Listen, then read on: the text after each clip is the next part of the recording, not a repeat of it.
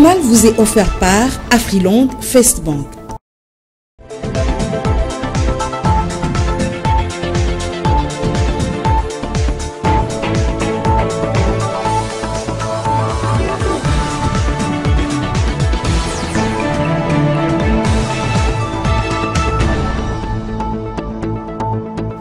Merci pour votre fidélité à la FM Télévision, mesdames et messieurs. C'est l'heure de vous informer. Bienvenue dans ce journal. Le bâtiment nouvellement construit dans l'enceinte de l'Université pédagogique nationale sera désormais opérationnel. Le président de la République, Félix-Antoine Tshisekedi, a procédé à la remise officielle des clés de cet édifice au recteur de l'UPN. Reportage Honoré Kapoukou et Torres Atibou. Le président de la République, Félix-Antoine Tshisekedi Tshilombo, a procédé ce mercredi 9 juillet à la cérémonie officielle de remise des clés du nouveau bâtiment du rectorat de l'Université pédagogique nationale à Kinshasa. Nous sommes dans la capitale de la République démocratique du Congo. Selon une source universitaire, cette infrastructure rénovée symbolise un pas important dans le processus de modernisation de l'enseignement supérieur en RDC engagé par le gouvernement sous l'impulsion du chef de l'État. Signalons que cette grande cérémonie riche en couleurs a réuni des autorités académiques, des membres du gouvernement, des étudiants ainsi que d'autres invités de marque. Cette initiative s'inscrit dans le cadre de la stabilisation des institutions universitaires publiques et de la valorisation du secteur éducatif congolais. Justice à présent, l'ancien ministre de la Justice, Constant Moutamba, était à la Cour de cassation ce mercredi pour se justifier par rapport au procès relatif au présumé détournement de 19 millions de dollars américains liés à la construction d'une nouvelle prison dans la province de la Chopo. L'affaire est renvoyée au 23 juillet prochain, renseigne Alexis Tchombela dans ses récits. Le ministre démissionnaire de la Justice et garde des Sceaux de la République démocratique du Congo, Constant Moutamba, a répondu présent ce mercredi 9 juillet 2025 à la Cour de cassation à Kinshasa pour la première audience de son jugement. Accusé de présumé détournement de 19 millions de dollars américains destinés à la prise en charge des victimes des guerres de Kisangani, l'ancien patron de la justice congolaise s'est montré très déterminé à affronter la justice et à prouver son innocence. Contrairement à ce qui a été prévu, le tout premier procès du jugement de Constant Moutamba est renvoyé au 23 juillet prochain pour des raisons de retard avec lequel les prévenus s'est présenté sur le lieu. De son côté, l'ancien ministre d'État en charge de la justice et garde des Sceaux de la République démocratique du Congo a évoqué des raisons d'embouteillage comme cause principale l'ayant empêché d'arriver à l'heure. Ainsi dit, attendons voir la suite. Assemblée générale extraordinaire de la Cour pénale internationale à New York, le ministre congolais de la Justice, Samuel Mbemba, appelle cette juridiction internationale à élargir ses compétences afin de juger les crimes d'agression contre la RDC. Je vous propose des détails dans cet élément. Le ministre congolais de la Justice ad intérim, Samuel Mbemba Kabouya, a appelé à l'élargissement des compétences de la Cour pénale internationale pour juger les crimes d'agression contre la République démocratique du Congo lors d'une assemblée générale extraordinaire des États partis à la CPI à New York. Le ministre a plaidé pour l'intégration effective du crime d'agression dans le mandat de la CPI, soulignant que les amendements de Kampala sont nécessaires pour combler une faille majeure du droit international pénal. Il ne peut plus y avoir d'impunité pour les auteurs d'agression. L'extension du mandat de la CPI est une urgence juridique et morale, a-t-il déclaré. Le ministre congolais a réitéré la position de Kinshasa, affirmant que la CPI doit pouvoir poursuivre les individus et les États responsables d'actes d'agression, notamment contre le pays comme la République démocratique du Congo. Nous sommes ici pour que plus jamais des agressions armées ne restent impunies. La justice internationale doit évoluer avec les réalités contemporaines, a-t-il ajouté. Par ailleurs, le ministre a salué la vision du président Félix Tshisekedi et de la première ministre Judith Suminwa, qu'il a qualifié des figures d'un leadership nationaliste assumé. C'est grâce à l'impulsion du chef de l'État que la RDC prend pleinement sa place dans les débats mondiaux sur la justice et la sécurité, a-t-il déclaré. Processus de paix en RDC, sachez que les négociations sont en cours entre la délégation gouvernementale de la RDC et l'AFC M23. C'est pour parler se tiennent au Qatar sous la médiation du roi de ce pays qui a été chargé après la signature de l'accord signé entre Kigali et Kinshasa aux États-Unis d'Amérique. Détail avec Alain Goma.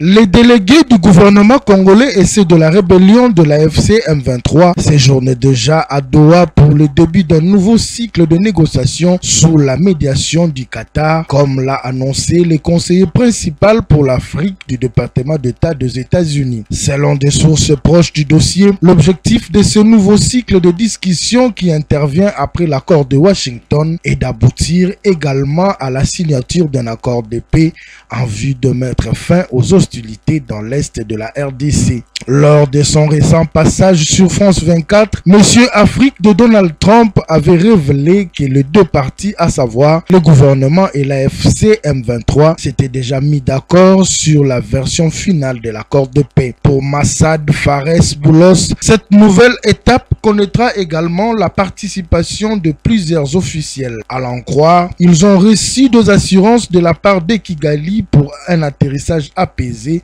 dans ces discussions. La RDC et le Rwanda ont signé vendredi 27 juin sous les auspices des États-Unis un accord de paix. Cet accord vise à mettre fin au conflit dans l'est de la RDC qui a fait des milliers de morts et de déplacés. Cet accord que l'administration Trump ne cesse de célébrer a pour soubassement la déclaration de principe approuvée en avril entre les deux pays. Il comprend des dispositions sur le respect de l'intégrité territoriale et l'arrêt des hostilités dans l'est de la RDC marqué par les offensives menées par la rébellion de l'AFC M23 soutenue par le Rwanda. Dans le même registre, cet accord comprend également des dispositions sur le désengagement, le désarmement et l'intégration conditionnelle des groupes armés non étatiques, ainsi qu'un mécanisme conjoint de la coordination en matière de sécurité. Si Washington a mené les négociations entre Kinshasa et Kigali, le Qatar va s'occuper des négociations entre le gouvernement congolais et le M23. Dans l'actualité, on parle également de l'interpellation du général Maurice Niembo, ancien directeur des cabinets du général Christian Chiwewe, ancien chef d'état-major des FARDC. L'affaire se trouve encore devant les services de sécurité. Pour plus de précisions, suivez Honoré Kapoko.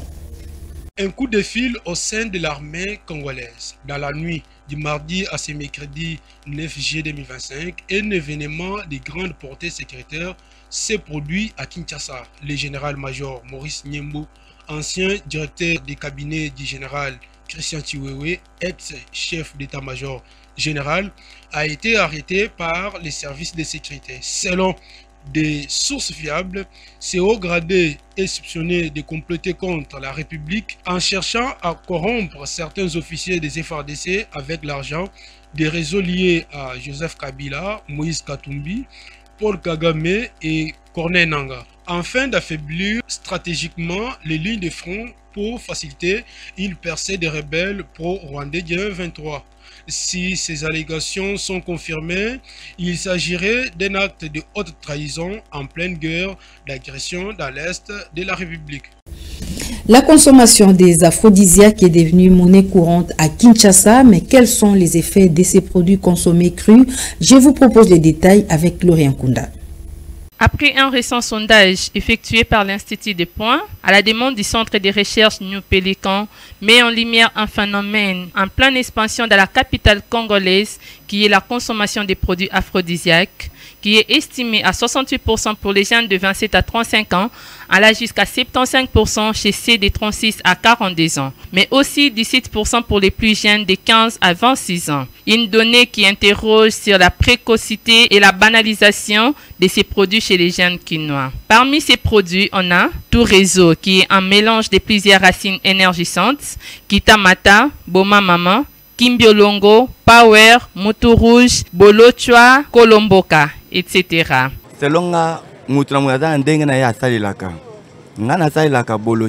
Je connais ces produits. car malgré les conséquences, mais ça me permet de satisfaire mes désirs et je connais moi-même comment je fais mes mélanges avec les produits.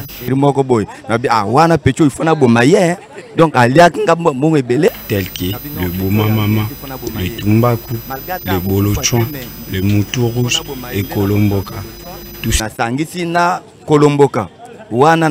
Ces mélanges me permettent à avoir l'endurance et résister pendant longtemps comme certaines femmes aiment. Pour certains, ces produits sont des meilleurs traitements de maux de dos. Pour ceux qui font des transports et restent pendant longtemps sur un même lieu et pour soigner certaines maladies comme l'hémorroïde, etc. Ces produits, comme vous le savez, ce sont des plantes qui soignent les maux de dos et l'hémorroïde, surtout pour les hommes qui font les transports, ça aide à mettre fin à ces douleurs qui nous font souffrir quand on termine le boulot. Il s'y est de noter que ces produits peuvent aider à être résistants et endurants pendant un court moment, mais cette consommation excessive telle que constatée après les sondages finit toujours par avoir des effets négatifs et destructeurs pour la santé, car sans ces produits, les jeunes ne sauront plus s'en sortir et la prise de ces produits devient destructeur des organes vitaux chez l'homme et l'affaiblisse un peu plus chaque jour. Les habitants du quartier Founa dans la commune de Limete exigent aux autorités de la SNEL de rétablir l'énergie électrique. Pendant plusieurs semaines, la population de ces coins vit dans l'obscurité. Suivez leur cri de détresse dans cet élément de votre rédaction. Les coupures intempestives d'électricité deviennent un casse-tête pour la population de la commune de Limete, précisément au quartier Founa, alors qu'il est généralement industriel. Abandonnée à leur triste sort, cette population, surtout celle qui s'adonne aux activités commerciales, décrit la léthargie dans la démarche de pallier à cette situation. En tout cas, le courant est instable ici chez nous à Founa. On peut faire même 2 semaines sans électricité. Et là, on fait des pertes énormes, nous qui achetons des glaces pour nos boissons. En tout cas, ici avant, l'électricité était en bon état. Mais maintenant, on a fait 5 mois sans électricité. Vu que tu vas la limiter dans la commune présidentielle. Nous payons les factures, mais nous ne bénéficions pas de l'énergie. Le courant n'est plus stable. Pour le reste de la population de ce coin, le quotidien est devenu intenable et dénonce l'incivisme de certains agents de la SNEL qui, des fois, s'amène dans les habitudes de rationnement de la population, étant donné que le suivi hiérarchique de la société est déficitaire.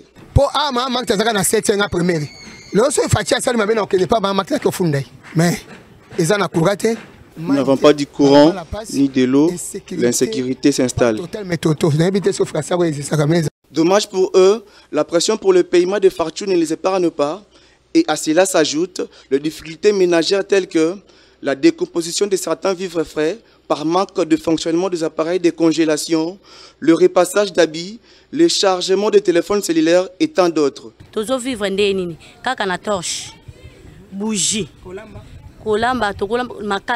Nous utilisons des torches et des bougies. Nous préparons avec le bois de chauffage. Nous nous déplaçons vers Kingabois pour charger nos téléphones.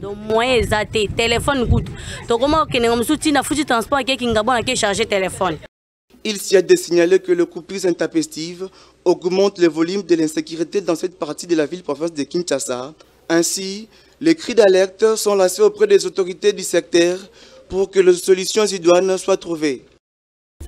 Un mot sur la religion. Le représentant légal de l'église évangélique des sacrificateurs et Kérub Boutoumbi Kadima Loussé a été reçu officiellement par l'autorité de référence de la CIM, l'archevêque suprême, Maître Malou Abili Cléophas. Les discussions ont été axées dans le cadre de la réunification de toutes les fractions de l'église évangélique des sacrificateurs. Suivez la suite en images. Au cours de ce tête-à-tête avec l'autorité de référence de la coalition interconfessionnelle pour la nation, le représentant légal de l'église évangélique du sacrificateur s'est dit très satisfait de la démarche entreprise par la CIN afin que la paix durable règne dans la communauté. Nous avons sans résigner venu accepter à la peine. Nous avons parlé de plusieurs choses, notamment la paix, l'unité et le développement de notre pays. Comme étant une église, on ne pouvait pas rester sans parler de l'unité de l'église évangélique des sacrificataires aussi. Par la même occasion, Kadima Mukwidi a lancé un message de paix et de réconciliation à tous les chrétiens. Question pour eux d'honorer l'unité prônée à son temps pour leur montrer cette personnalité. Nous savons qu'il y a la division aussi de l'église évangélique des sacrificataires depuis un certain temps. Mais j'ai toujours dit aux fidèles Bakwidi une seule chose. Nous avions notre patriarche qui est le prophète Kadima Bakayou Moussangelaï qui nous a quittés il y a plus de 25 ans. Moi je me rappelle toujours, il a toujours dit de son vivant, si je ne suis pas là, restez main dans la main. Mais j'ai toujours dit, est-ce que nous faisons ce que notre prophète nous avait légué comme testament? Je pense que les bons enfants doivent suivre ce que leur prophète, leur papa leur dit. Quand un papa dit à ses enfants, restez main dans la main, et que le papa n'est plus là, et vous n'êtes plus la main dans la main, je pense que ce n'est pas suivre ce que le papa avait dit entre parenthèses, ce n'est pas ce que suivre ce que le prophète Kadima avait demandé. Aux dissidents, aux frères qui sont partis, je pense qu'il est temps de revenir à la maison. Nous ne gagnerons rien dans la division. Là où il y a la division, il n'y a jamais de développement. Il y a la division, il n'y a jamais la paix. Et je peux dire que tout ce que nous traversons, nous, au sein de l'Église, pour le moment, c'est peut-être à cause de la division. La CIN, qui a le rôle à jouer de médiation, est déterminée à ramener la paix dans cette communauté. C'est à ce prix que l'Église peut retrouver sa place aux côtés d'autres confessions religieuses.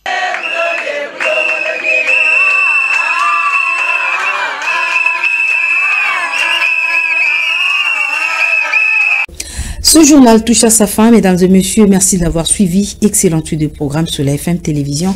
Vous ne serez jamais déçus.